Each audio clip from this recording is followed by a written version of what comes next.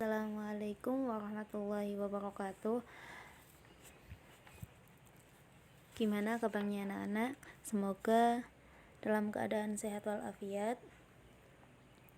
Sebelum pelajaran kita mulai, kita wasilah terlebih dahulu dengan harapan apa yang akan kita pelajari menjadikan ilmu yang manfaat barokah dan menuntun kita menuju kesuksesan secara lahir dan batin kita. Ala hadhihi niyya wa ala kulli niyatin sholihah. Al-Fatihah.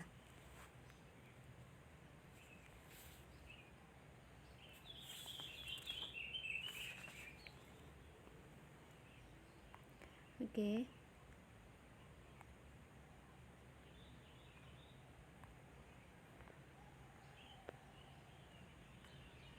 Untuk pertemuan pertama yaitu kita akan membahas tentang sejarah ilmu kalam.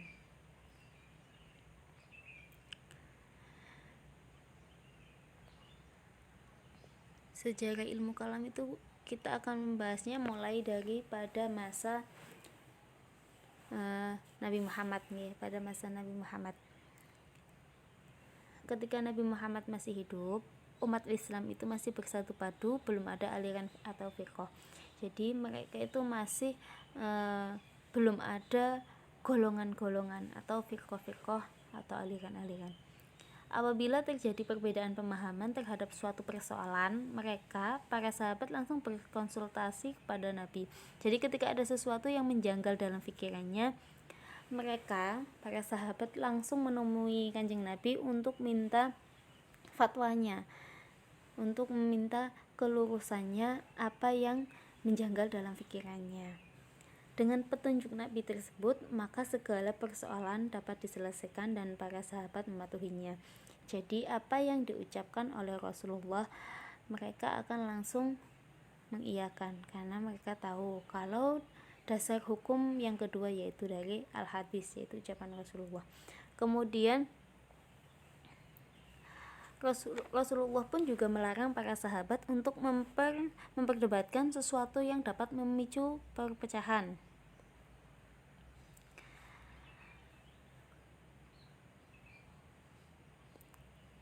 Pada masa Nabi Muhammad SAW, pada masa Rasulullah, corak akidah itu bersifat monopolitik, yakni hanya ada satu bentuk ajaran tanpa perbedaan dan persanggahan dari para sahabat. Ya hanya mengikuti ajarannya Nabi Muhammad itu saja. Jadi kalau misal ada sesuatu yang menjanggal tadi, langsung ditanyakan kepada Nabi. Jadi mereka tidak akan membangun golongan-golongan yang lain. Para sahabat yang mendatangi Nabi bukan untuk memperdebatkan ajaran yang dibawanya, tapi menanyakan persoalan-persoalan yang belum mereka pahami. Embrio perpecahan muncul setelah Nabi Muhammad SAW wafat. Mereka berselisih tentang siapa yang berhak untuk menggantikan kepemimpinan umat Islam setelah Nabi Muhammad. Dari pemimpin Ansor itu dipimpin oleh Sa'ad bin Ubadah. Sedangkan dari Muhajirin yaitu ada Abu Bakar, Umar bin Khattab, dan Abu Ubaidah. Mereka berkumpul di Sakifah Bani Sa'idah untuk membicarakan penggantian kepemimpinan Nabi Muhammad. Dan pada akhirnya tercapailah kesepakatan untuk mengangkat Abu Bakar sebagai khalifah. Selanjutnya, yakni akidah Islam pada masa Khulafaur Rasyidin. Pada masa Khulafaur Rasyidin, khususnya pada masa pemerintah Abu Bakar, Umar, Utsman, dan Ali. Pada masa Abu Bakar dan Umar, persatuan umat Islam masih bisa dipertahankan. Ini belum ada golongan-golongan, aliran-aliran atau firqah. Persatuan umat Islam masih bisa dipertahankan. Jadi mereka masih bersatu padu meyakini apa yang diajarkan oleh Umar dan Abu Bakar, karena mereka tahu apa yang diucapkan oleh Umar dan Abu Bakar itu pasti mengikuti sunnatullah.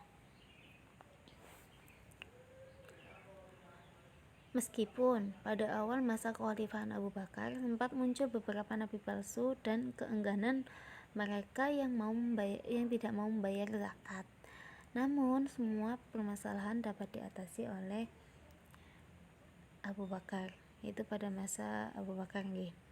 Benih-benih perpecahan mulai muncul pada masa pemerintahan Utsman, yaitu ketika melakukan reformasi di bidang administratur pemerintah. Kebijakan yang diambil Khalifah Utsman berdampak pada situasi politik yang tidak stabil. Jadi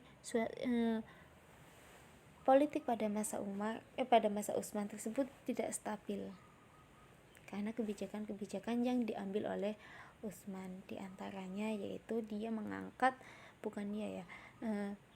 ada orang yang memanfaatkan kekhalifahan Utsman sehingga mereka mengangkat keluarganya sendiri.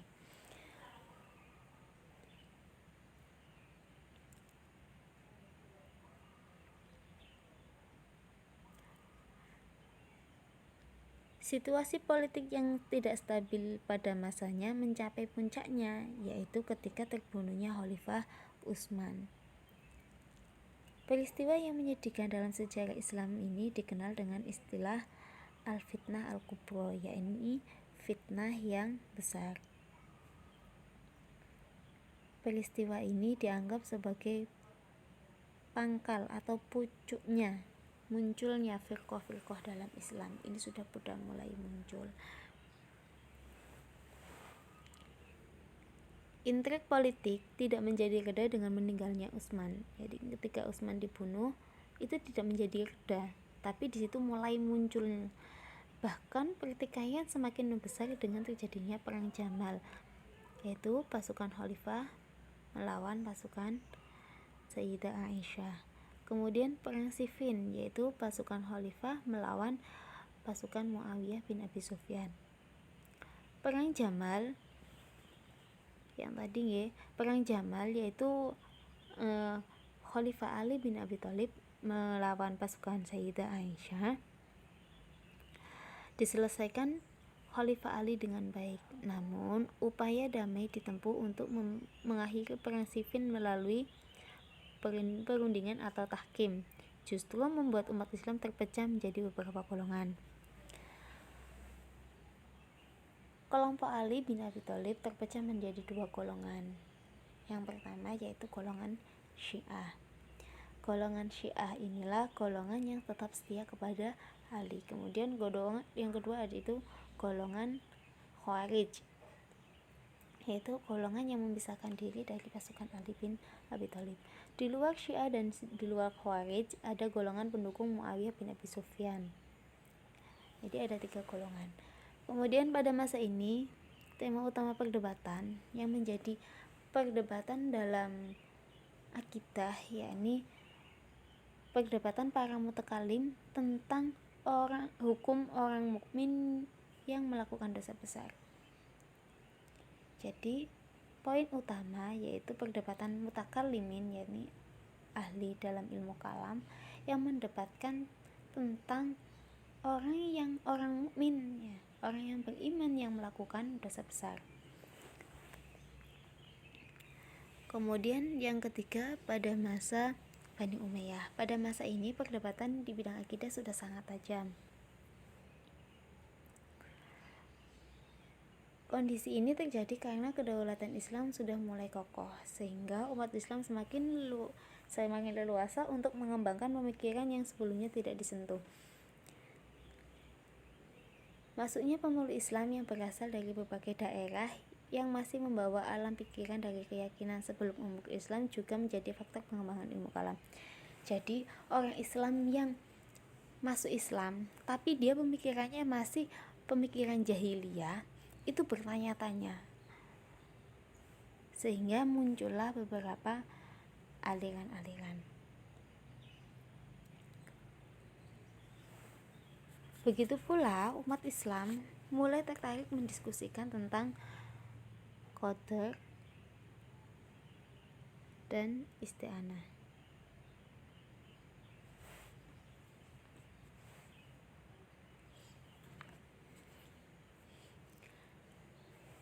Corak pemerintahan yang represif dari Khalifah Bani Umayyah menyebabkan umat Islam yang bersikap apatis. Mereka beranggap bahwa apa yang selama ini dialami oleh umat Islam pada hakikatnya sudah menjadi suratan takdir. Jadi mereka itu menganggap ini ya wis sudah menjadi garis ketentuan Allah. Cara pemikirannya demikian ini sangat menguntungkan pihak pemerintah. Maka paham ini dimanfaatkan pemerintah untuk melegitimasi segala kebijakannya. Tokoh yang muncul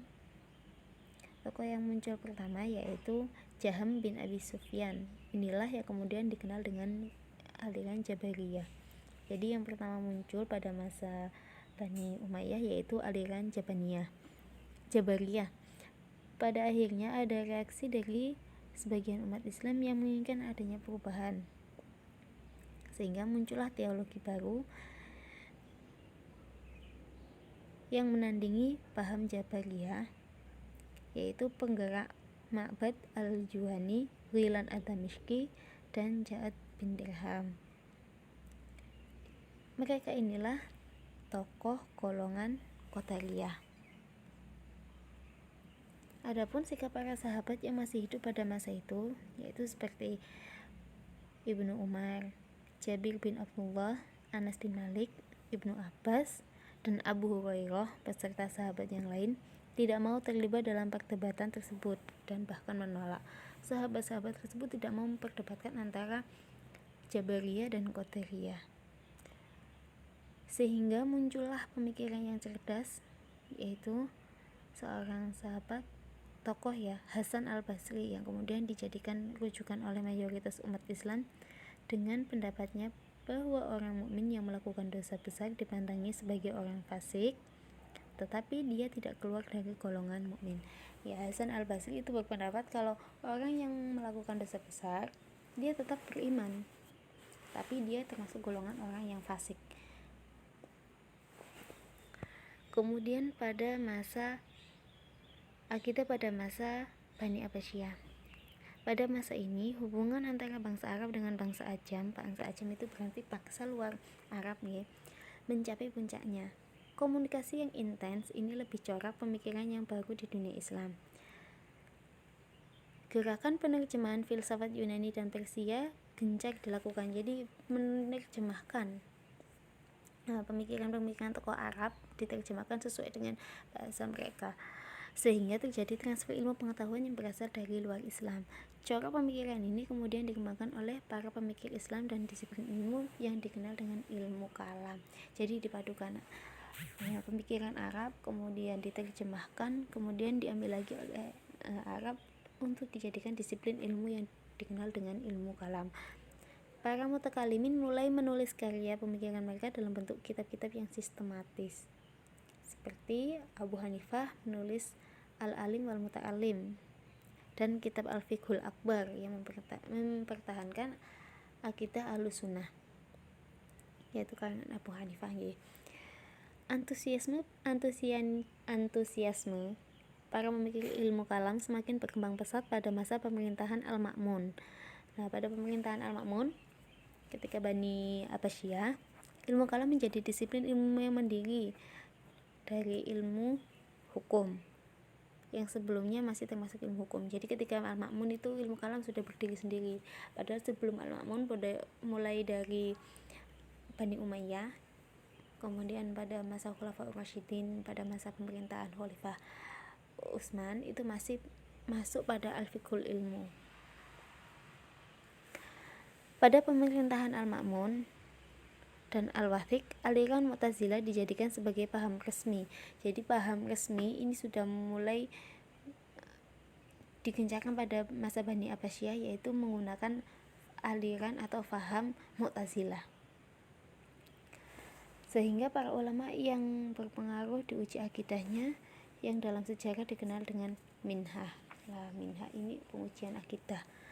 Pada ulama yang tidak sepaham dengan Mu'tazilah, tentang kemakhlukan Al-Quran, maka akan dijatuhi hukuman dan dijebloskan ke dalam penjara. Jadi orang yang tidak mengiyakan atau tidak sepaham atau tidak menerima pendapat bahwa Al-Quran itu adalah makhluk, bersifat makhluk, maka dia akan dimasukkan penjara.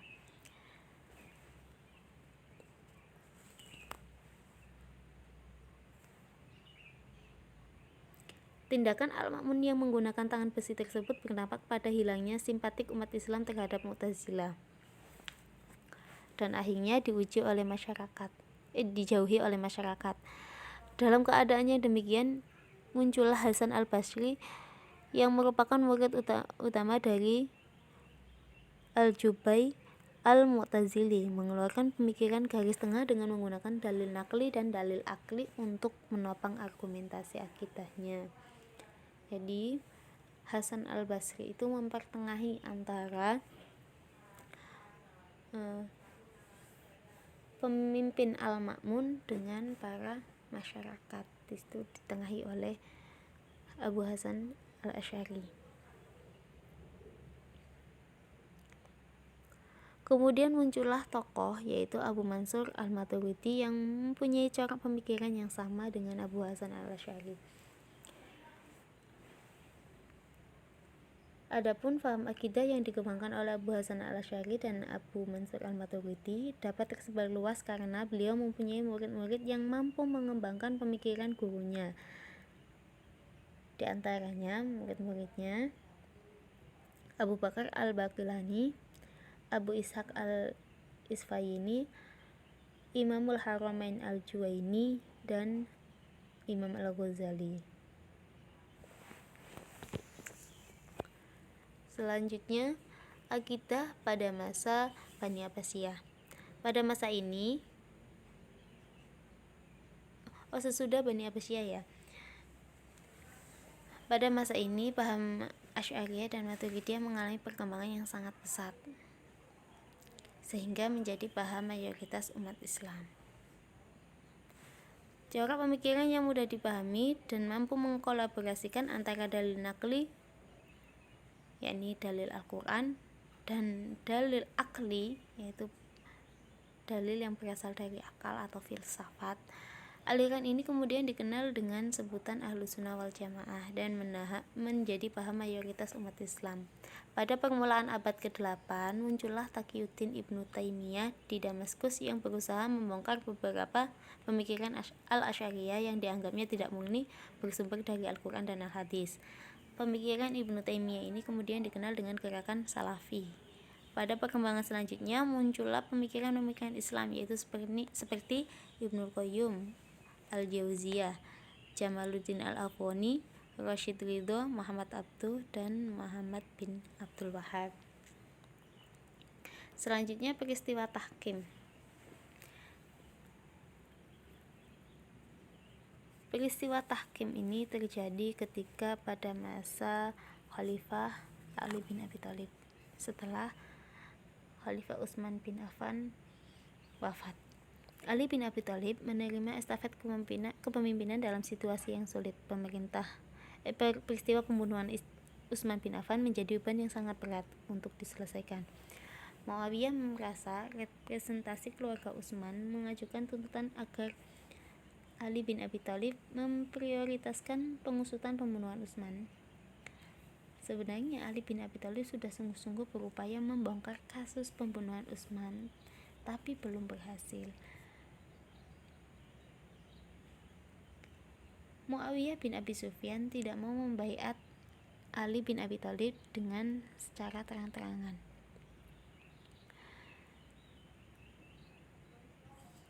Saat itu, Muawiyah bin Abi Sufyan menjabat sebagai gubernur di Syam, menyusun kekuatan untuk melawan Khalifah Ali bin Abi Thalib.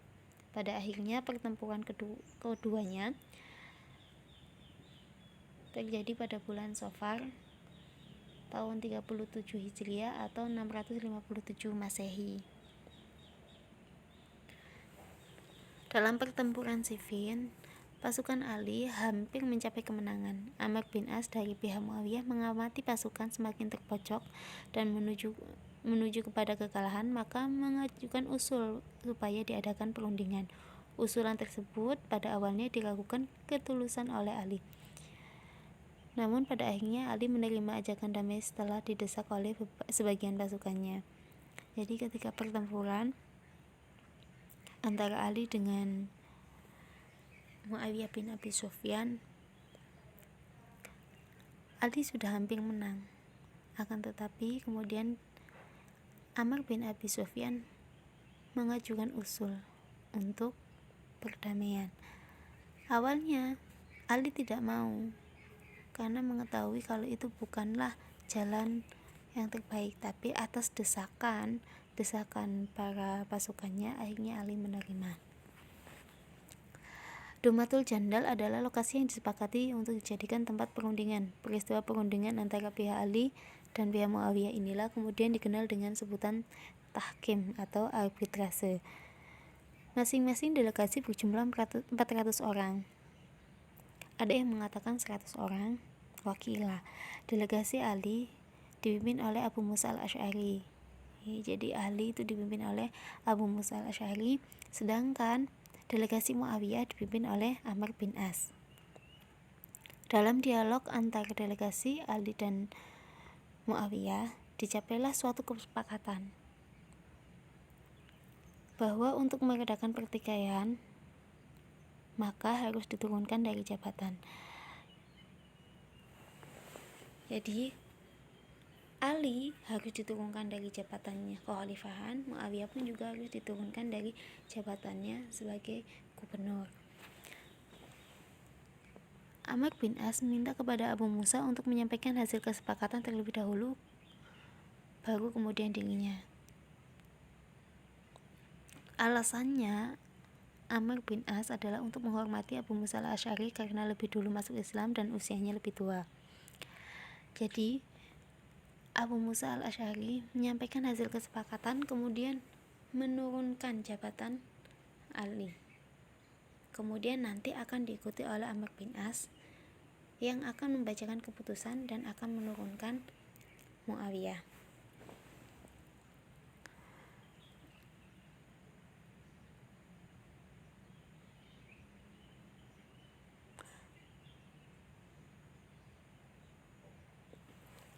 Amr bin As yang persilahkan lebih dahulu kepada Abu Musa al-Asy'ari untuk menyampaikan hasil musyawarah tersebut ternyata hanyalah sebuah strategi untuk memenangkan diplomasi yang diantisipasi oleh Abu Musa al-Asy'ari. Jadi itu hanya siasat. Kenyataannya ketika Abu Musa sudah menurunkan Ali, ternyata Amr bin As malah mengangkat. Lalu Abu Musa menyampaikan hasil perundingan tanpa mempunyai kecurigaan apapun pada Amr. Sebelum Abu Musa menyampaikan pidatonya, Ibnu Abbas merupakan salah satu delegasi dari pihak Ali mencoba menasihati Abu Musa dengan mengatakan, Amr bin As telah menipumu, jangan bersedia menyampaikan hasil kesepakatan sebelum Amr bin As menyampaikan di depan seluruh delegasi. Jadi sebenarnya Ibnu Abbas itu sudah menyangka kalau memang itu hanyalah taktik. Namun Abu Musa al-Asy'ari tetap menolak permintaan Ibnu Abbas dan tetap berpidato. Kemudian di depan seluruh delegasi yang berjumlah 800 orang tersebut, Abu Musa melanjutkan pidatonya. Kami berdua telah mencapai kesepakatan yang kami nilai sebagai kesepakatan yang terbaik untuk umat, yaitu masing-masing dari kami berdua lebih dahulu akan mencopot Ali dan Muawiyah dari jabatannya. Setelah itu menyerahkan kepada umat Islam untuk memilih khalifah yang mereka sukai. Dengan ini saya menyatakan telah mencopot Ali sebagai khalifah.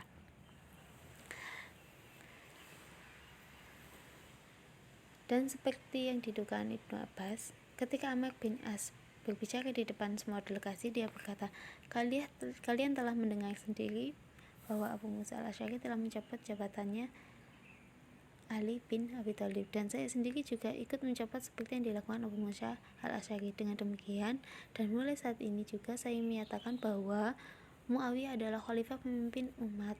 Muawiyah adalah pelanjut kekuasaan Utsman bin Affan dan lebih berhak menggantikannya. Yang tadinya mau mencopot jabatan keduanya itu hanyalah taktik. Padahal Ibnu Abbas sudah menyangkanya atau sudah mempunyai firasat yang tidak baik, akan tetapi Abu Musa masih tetap mempercayai Amr bin As. Mendengar pernyataan Amr bin As, Ibnu Abbas langsung membentak Abu Musa yang menjawab, "Saya mau bilang apa lagi, tidak ada yang bisa saya lakukan. Amr bin As telah menipuku." Dan kemudian mulai mencaci dengan mengatakan, "Wahai Amr bin As, celaka kamu telah menipu dan berbuat jahat."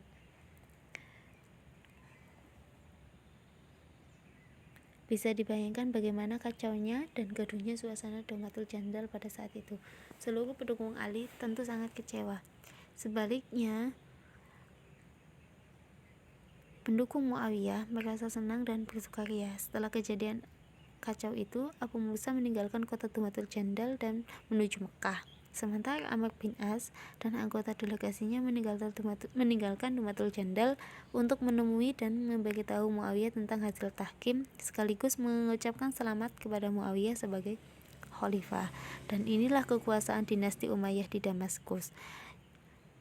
Sementara itu Ibnu Abbas menemui Ali bin Abi Thalib untuk memberitahukan hasil pertemuan tahkim. Jadi setelah tahkim itu selesai, Abu Musa al-Asy'ari langsung menuju ke Mekah.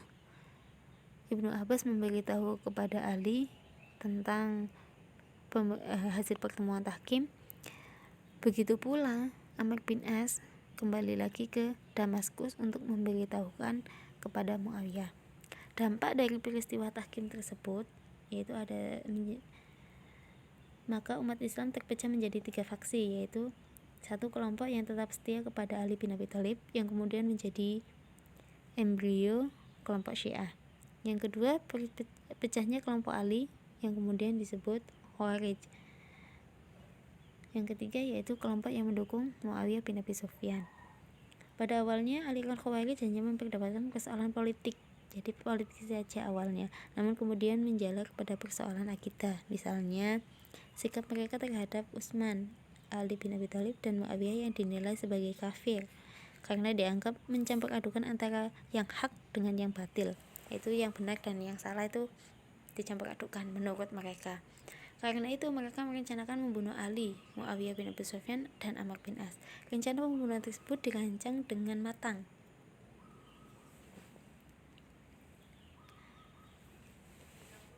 Ibnu Muljam ditugaskan untuk membunuh Ali bin Abi Thalib di Kufah. Hajjaj bin Abdullah ditugaskan untuk membunuh Muawiyah di Damaskus. Amr bin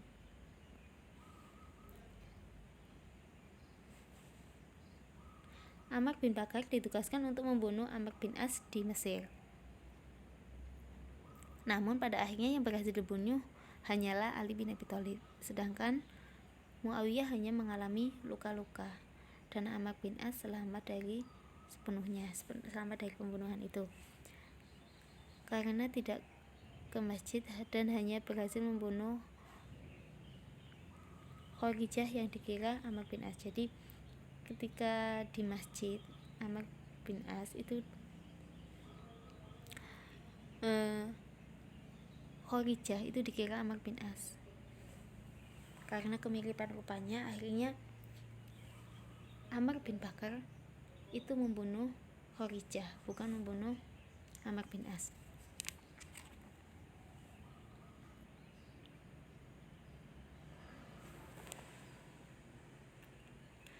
Demikian penjelasan dari Bu Lutfi.